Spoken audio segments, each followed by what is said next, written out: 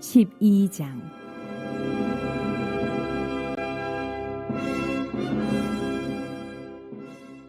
에브라임 사람들이 모여 북쪽으로 가서 입다에게 이르되, 네가 암몬 자손과 싸우러 건너갈 때에 어찌하여 우리를 불러 너와 함께 가게 하지 아니하였느냐? 우리가 반드시 너와 네 집을 불사르리라.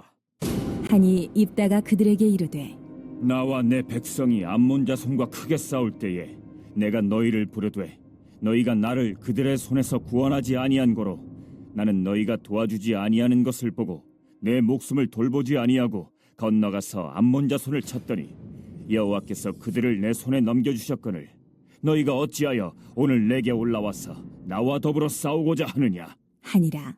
입다가 길르앗 사람을 다 모으고 에브라임과 싸웠으며 길르앗 사람들이 에브라임을 쳐서 무찔렀으니 이는 에브라임의 말이, 너희 길르앗 사람은 본래 에브라임에서 도망한 자로서 에브라임과 므낫세 중에 있다. 하였음이라.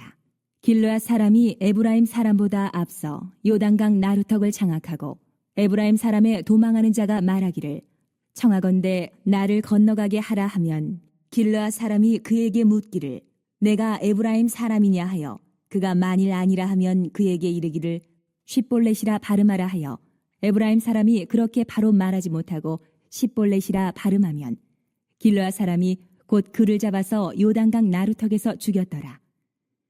그때에 에브라임 사람의 죽은 자가 42,000명이었더라.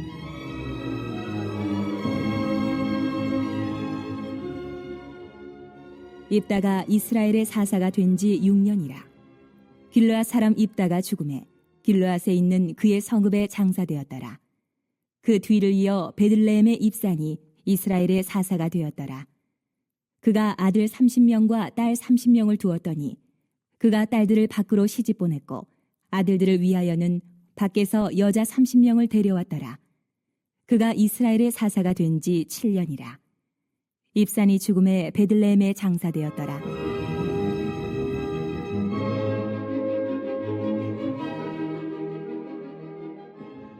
그 뒤를 이어 스불론 사람 엘론이 이스라엘의 사사가 되어 10년 동안 이스라엘을 다스렸더라. 스불론 사람 엘론이 죽음에 스불론 땅 아얄론에 장사되었더라. 그 뒤를 이어 비라돈 사람 힐렐의 아들 압돈이 이스라엘의 사사가 되었더라. 그에게 아들 40명과 손자 30명이 있어 어린 나귀 70마리를 탔더라. 압돈이 이스라엘의 사사가 된 지 8년이라. 비라돈 사람 힐렐의 아들 압돈이 죽음에 에브라임 땅 아말렉의 사람 산지 비라돈에 장사되었더라. 오늘 사사기 12장 말씀, 사사기 12장 말씀을 같이 보도록 하겠습니다.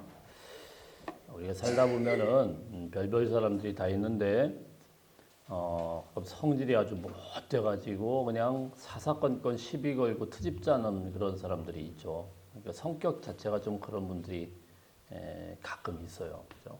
그래서 그 사람과 만나는 걸 다 꺼려하고 그 사람과 하여튼 무슨 대화하는 걸 좀 별로 좋아하지 않는, 그래서 그런 사람들 뭐라고 하죠? 트러블 메이커라고 이렇게 흔히 부릅니다. 그 사람만 지나가면은 뭔가 이렇게 꼭 흔적이 좋지 않게 나와요. 이쪽 핥히고 저쪽 핥히고 이래가지고 계속 이렇게 문제가 되는 그런 경우가 있는데, 뭐 한 사람이라고 하면 우리가 그냥 그 사람만 피하면 큰 문제가 안 되고 그냥 그러려니 이렇게 할 수 있겠는데, 오늘 말씀에 보니까 한 사람이 아니고 전체 이 지파가, 에브라임이라는 이 지파가 아주 좋지 못한 그런 습성을 갖고 있어요.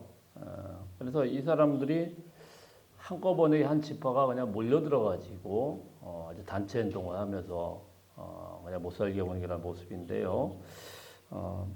이 에브라임 지파 같은 경우는 굉장히 이스라엘 지파들 중에서도 다른 지파보다 강력한 지파입니다. 요단강 서편에 있는 그런 다른 어떤 지파에도 밀리지 않을 정도로 굉장히 강력한 지파였고요. 그리고 남유다와 북이스라엘로 나중에 이제 나누게 될 때, 나뉘었을 때, 그때 이제 북이스라엘을 통칭하는 명칭이 그냥 에브라임이다 이렇게 부를 정도로 남유다, 유다 지파를 유다 지파가 이제 또 남쪽의 대표라고 하면은 에브라임은 이제 북쪽의 대표일 정도로 굉장히 크고 강력한 그런 지파이죠. 그렇게 힘 있는 지파가 이렇게 못 살게 울고 트집 잡고 이런 모습을 사사기에서 계속 보게 되는 거예요. 그러니까 힘을 가져도 힘을 좀 은혜롭게 써야 되는데 이 힘을 가지고 사정없이 사람들을 그냥 괴롭히고 힘들게 하는 그런 사람들 있지 않습니까? 그게 이 에브라임 지파로 계속 사사기에서 등장을 하고 있습니다. 우리 1절 말씀 먼저 한번 읽어봅니다. 1절 시작. 에브라임 사람들이 모여 북쪽으로 가서 입다에게 이르되 내가 암몬 자손과 싸우러 건너갈 때에 어찌하여 우리를 불러 너와 함께 가게 하지 아니하였느냐? 우리가 반드시 너와 내 집을 불사르리라 하니. 그래서 이 에브라임 사람들이요 북쪽까지 쫓아가서 입다를 만났다 이렇게 이야기를 하고 있습니다. 지금 입다는 어제 말씀에 나왔지만은 지금 전쟁을 치르고 난 그런 상태이거든요. 근데 이제 뭐라고 이야기를 하냐면 왜 네가 전쟁 나갈 때 우리를 안 불렀느냐 이러면서 시비를 걸어요. 암몬과의 전쟁이 다 끝나고 나서 전쟁할 때는 코빼기도 안 보이다가 전쟁 끝나고 나서 뭐 이런 이야기를 하는 거예요. 근데 사실 11장 말씀을 자세히 읽어보면은 입다가 전쟁 나가기 전에 전국의 사람들을 보내가지고 2번, 3번 부탁을 했습니다. 우리 같이 전쟁 나갈 때 좀 도와달라. 그때는 전혀 도울 생각도 안 하고 콧방귀도 끼지 않고 뭐 그러다가 전쟁 다 끝나고 나와가지고 꼭 이렇게 시비를 거는 거죠. 그래서 사실 입다 입장에서는 이 에브라임 같은 이 큰 지파의 도움이 얼마나 절실하게 필요했겠어요. 그래서 어쩔 수 없이 얼마 안 되는 이 군사로 전쟁을 하기 위해 가지고 이 거대한 적 암몬과 싸우기 위해서 얼마나 두려웠겠습니까?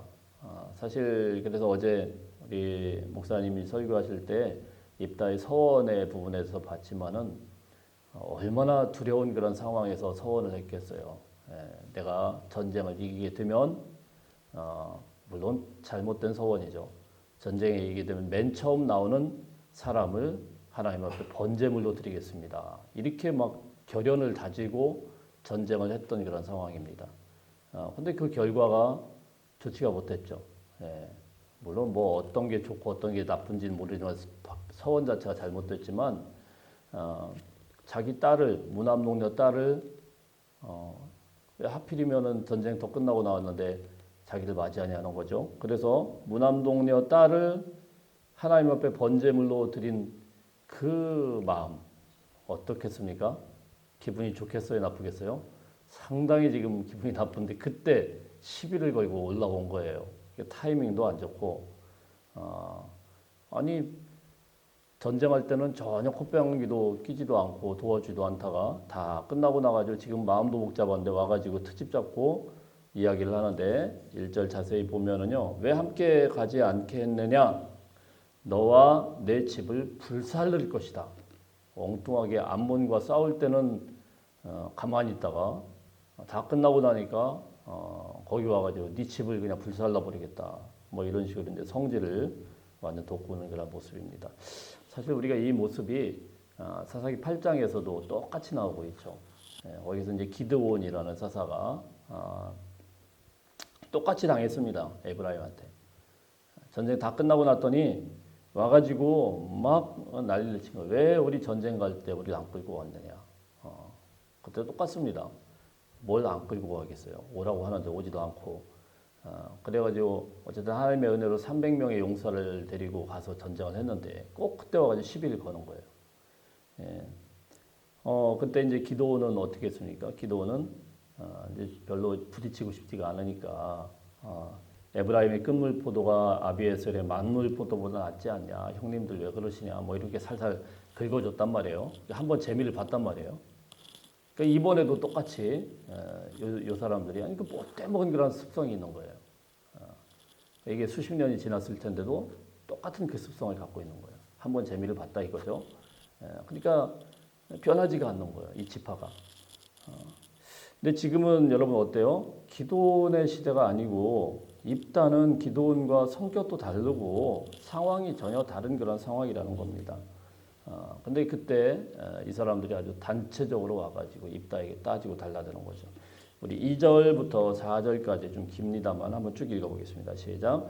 입다가 그들에게 이르되 나와 내 백성이 암몬 자손과 크게 싸울 때에 내가 너희를 부르되 너희가 나를 그들의 손에서 구원하지 아니한 거로 나는 너희가 도와주지 아니하는 것을 보고 내 목숨을 돌보지 아니하고 건너가서 암몬 자손을 쳤더니 여호와께서 그들을 내 손에 넘겨주셨거늘 너희가 어찌하여 오늘 내게 올라와서 나와 더불어 싸우고자 하느냐 하니라.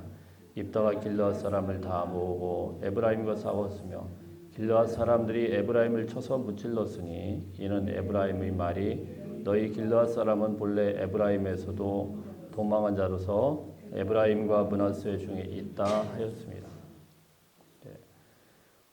쭉 읽어볼 때에 4절 말씀에 보면은 이제 뭐라고 이야기를 했냐면은 에브라임 사람들을 완전 무시하면서 하는 말이 하나 있어요. 도망자다 이런 표현을 한 겁니다.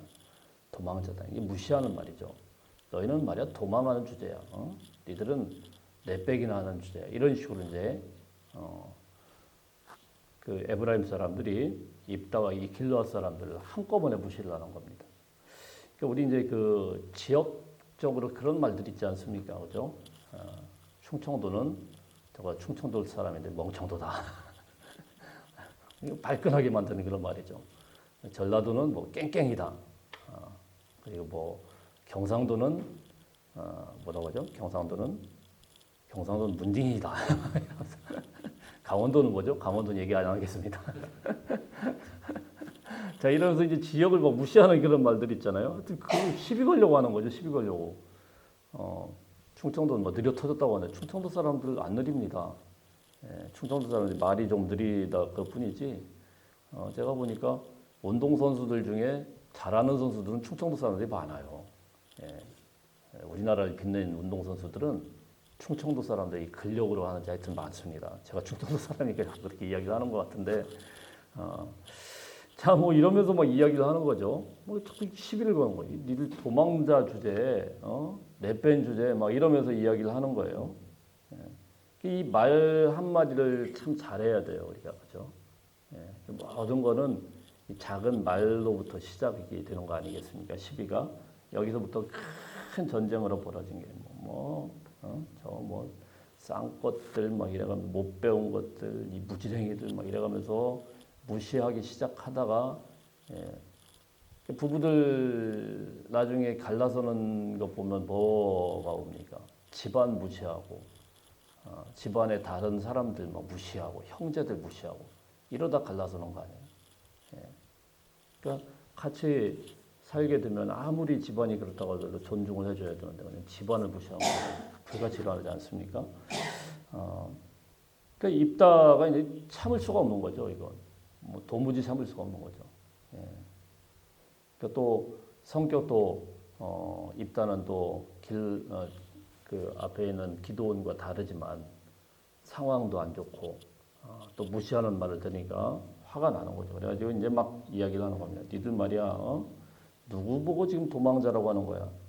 니들 오라고 할 때 오지도 않고 한참 어려울 때는 어디 갔다가 그때는 다 내빼고 도망간 주제에 지금 누구 보고 도망가라는 거야? 막 이런 식으로 이제 막 따지는 거죠. 그래서 이게 이제 아주 큰 싸움이 됩니다. 5절 6절 한번 읽어봅니다. 5절 6절 시작. 길르앗 사람이 에브라임 사람보다 앞서 요단강 나루턱을 장악하고 도망하는 자가 말하기를 청하건대 나를 건너가게 하라 하면 길르앗 사람이 그에게 묻기를 내가 에브라임 사람이냐 하여 그가 만일 아니라 하면 그에게 이르기를 십볼렛이라 발음하라 하여 에브라임 사람이 그렇게 바로 말하지 못하고 십볼렛이라 발음하면 길르앗 사람이 곧 그를 잡아서 요단강 나루턱에서 죽였더라. 그때 에브라임 사람의 죽은 자가 4만 2천 명이었더라. 전쟁의 그 모습을 쭉 보여주고 있는데요. 이 입다가요. 입다가 사실 그 비류들을 모아가지고 어떻게 홍길동전 비슷하게 나오지 않습니까? 그러니까 이 지형을 너무 잘하는 거예요. 한마디로 요즘 뭐 나와바리라고 하지 않습니까? 여기는 자기 나와바리예요. 그러니까 어디로 가야 되는지를 다 알고 있는 거예요. 그러니까 요단강 나루터계 한 부근이 있는데 거기로 요놈들이 100% 가게 되겠구나. 강하게 밀어붙이니까 또 이것들은 어차피 내뺄 애들이구나. 밀어붙이니까 다 도망가는데 도망가는 길목을 차단을 한 거죠. 차단을 해가지고 하나씩 하나씩 이제 점검을 하는 겁니다. 근데 여기 재밌는 표현이 있어요. 그들에게 하나씩 하나씩 도망가는 애들에게 쉽볼렛이다 이렇게 발음을 해봐라. 못하면은 근데 쉽볼렛이라고 하지. 십볼렛 이렇게 하면은 하나씩 하나 죽였는데 그게 몇 명이냐면 42,000명이었다. 그러니까 참 입다도 좀 심하죠. 적당히 하고 끝내면 됐는데 이 당시에 42,000명 어마어마한 숫자 아니겠습니까? 물론 뭐 성경의 숫자를 우리가 100%딱 맞다 이렇게 보기는 좀 어려운 점도 있어요. 그 당시에 숫자 계산하는 거나 뭐 그래도 어마어마한 사람들이 죽었어요. 그래서 학자들이 아마도 이거는 이제 하루 동안에 뭐 이렇게 벌어진 전쟁이 아니고 계속 길목을 지키면서 하나씩 하나씩 도망가면서 가는 사람들 다 검문을 해서 아주 끝장을 냈을 것이다 이렇게 주장하는 분들이 계셔요. 어쨌든 재밌는 그런 내용이 퍼졌습니다. 우리 경상도 사람들 보면은 쌀이라는 발음을 잘 못해요.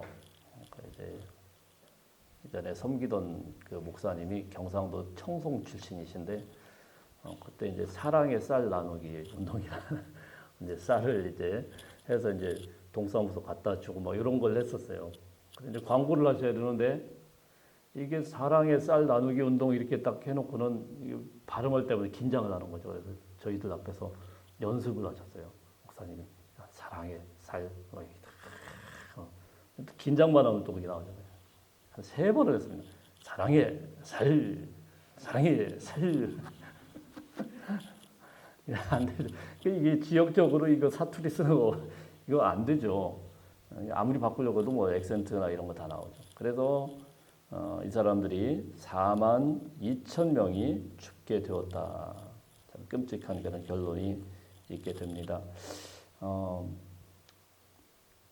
자, 이런 일이 있어요. 그리고 이제 7절 한번 읽어보죠. 7절 시작.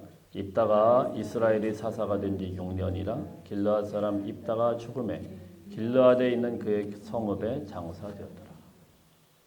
입다가요 큰 용사라고 시작을 했습니다. 큰 용사. 그러니까 암몬과의 전쟁에서 입전적인 그런 인물이에요. 그 큰 전쟁에서 승리한 큰 용사입니다. 큰 용사일 뿐 마지막에 사사로서 한 게 없어요. 사사가 된 지 6년이다. 그리고 잘 죽었다. 그리고 성 길르앗에다가 장사를 했다. 이러고 끝납니다. 그러니까 제가 사사기를 시작할 때 그런 말씀을 드렸지 않습니까? 처음에는 그냥 그럴듯하게 신작하는데 뒤로 갈수록 조금 이상한 분위기가 자꾸 나와요. 6년 동안에 뭘 했다라는 말도 없고 뭐 전쟁이 끝나고 나면은 이스라엘 안에 무슨 뭐 평화가 왔다거나 뭐 이런 식으로 지금까지 왔어요. 암몬 때문에 괴롭힘을 당했으면은 그 다음에 입다가 사사가 있는 동안에 그걸 다 제압을 하고 그 다음에 하나님이 주신 평화, 샬롬이 와야 되는데 그런 이야기가 사라집니다. 입다가 있는 동안에 6년 동안에 사사로 있다가 죽어서 장사했더라. 입다가 이스라엘 백성들을 또 어떻게 또 다스렸는지를 암암리에 살짝 보여주는 그런 장면입니다. 자, 그 다음에 이제 8절, 9절, 10절 이렇게 계속 나오는데요. 8절부터 10절까지 보면 베들레헴의 입산이라는 사람이 사사가 됩니다. 우리 9절 한번 볼까요? 9절 시작. 그가 아들 30명과 딸 30명을 두었더니 그가 딸들을 밖으로 시집 보내고 아들을 위하여는 밖에서 여자 30명을 데려왔더라. 그가 이스라엘의 사사가 된 지 7년이라. 입산이 죽음에 베들레헴에 장사됐다. 그러니까 지금 뒤에 이 사사들이 입다부터 나오는 사사들이 보면은요. 이게 뭔가 싶은 사사가 돼가지고 한 일이라는 건 뭡니까? 아들 30명, 딸 30명. 딸 30명은 외국으로 시집 보내고 아들들은 또 외국에서 또 며느리를 대고 한마디로 결혼시켜가지고 서로 이제 이웃 나라들과 이렇게 좀 화친을 한 소위 이제 결혼 정책이라고 하지 않습니까? 이거밖에 한 게 없어요.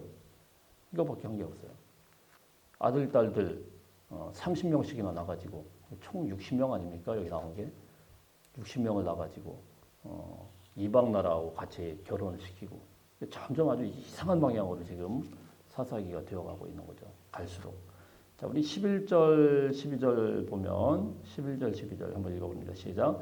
그리를 이어 스불론 사람 엘론이 이스라엘의 사사가 되어 10년 동안 이스라엘을 다스렸더라. 스불론 사람 엘론이 죽음에 스불론 땅 야알론에 장사됐다. 이 사람은 뭐 아무것도 없어요. 10년 동안 다스렸다가 장사됐더라. 13절부터 보면 압돈이라는 사사가 나옵니다. 압돈도 마찬가지입니다. 압돈 14절 15절 읽어봅니다. 시작. 그에게 아들 40명과 손자 30명이 있어 어린 나귀 70마리를 탔더라. 압돈이 이스라엘의 사사가 된 지 8년이라 비라돈 사람 힐렐의 아들 압돈이 죽음에 에브라임 땅 아말렉 사람의 산지 비라돈에 장사되었더라. 이 소사들로 3명이 쭉 나와 있는데 입다를 필두로 해서 쭈루룩 나온 이 사람들은요. 뭐 그냥 특별한 이력이 없고 점점 갈수록 더 심해집니다. 이 압돈 같은 경우는 어때요? 이제 아들뿐만이 아니라 손자 30명까지 해서 나귀를 타고 돌아다니게 했다. 나귀 타고 뭔 짓을 했을까요? 그냥 배회하고 뭐 나귀라 그러면 어떤 목사님이 이걸 뭐라고 표현하냐면 요즘처럼 스포츠차 한 대씩 사준 거나 마찬가지다. 뭐 그거 마찬가지예요. 그 당시에 나귀 한 마리가 서민들이 쉽게 구할 수 있겠습니까? 자기 아들, 손자까지 그냥 호의호식하면서 잘 먹고 잘 살다가 그 집안이 그렇게 사사로 있는 동안 자기들만 호의호식했어요. 그런 백성들은 어떻게 됩니까? 백성들은 전혀 안중에도 없어요. 자, 그런 모습으로 점점 사사기가 이상한 방향으로 갑니다. 그러다가 내일부터 이제 삼손이 이제 마지막 사사가 나오는데 이제 마지막으로 계속 이렇게 안 좋은 쪽으로 가요. 그러니까 처음 시작에 하나님의 말씀 앞에서 그래도 하나님 앞에 부름받는 그런 사사들이 있고 잘 되는 것 같다가 사사기 이제 중반 후반부로 갈수록 전혀 뭐 이 사람들이 뭘 했다라는 것도 없고 이스라엘 백성들이 또 여기서 뭐 하나님 앞에 경건하게 돌아왔다라는 것도 없고 점점 이상한 쪽으로 막 치닫게 되는 거예요. 잘 먹고 산 것 같긴 해요. 큰 문제가 없으니까 이방 다른 나라들과 전쟁도 없고 큰 문제가 없으니까 그동안 계속 시달리고 그랬다가 뭐 결혼 정책을 잘했든지 외교 정책을 잘했든지 하여튼 뭐 잘 살긴 한 것 같아요. 근데 하나님을 부르는 하나님 앞에 돌아오는 그런 모습이 전혀 보이지가 않게 되는 겁니다. 올리 말씀 곰곰이 뒤집어보면서 우리 한국 기독교도 마찬가지고 우리 가정들도 마찬가지 아니겠습니까? 정말 부르짖어야 될 때 부르짖어야 되는데 우리가 선진국으로 진입하고 뭐 잘 먹고 잘 살고 이게 뭐가 그렇게 중요하겠습니까? 이 땅에 사는 동안 얼마나 산다고 사실 무엇을 흔적으로 남길 수 있겠습니까? 믿음의 유산들을 정말 잘 남기고 잘 세워나가야 되는 책임감이 우리에게 있다는 것을 아시고 이 아침에 부르짖어 기도할 수 있는 저와 여러분이 되시기를 축복합니다. 아멘.